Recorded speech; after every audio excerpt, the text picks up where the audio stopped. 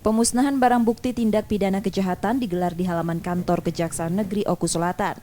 Bukti kejahatan itu seperti narkotika, senjata api, senjata tajam, handphone, dan lainnya dimusnahkan dengan dibakar dan digerinda.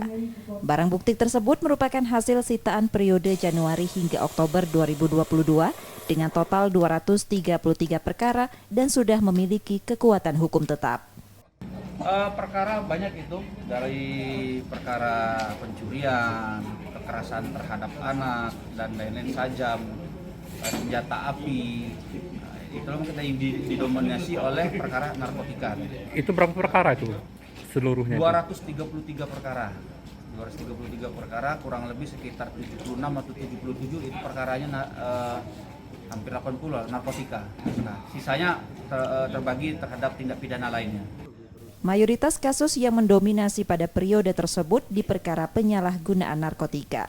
Setia Budi, Kompas TV, Ogan Kombring Ulu Selatan, Sumatera Selatan.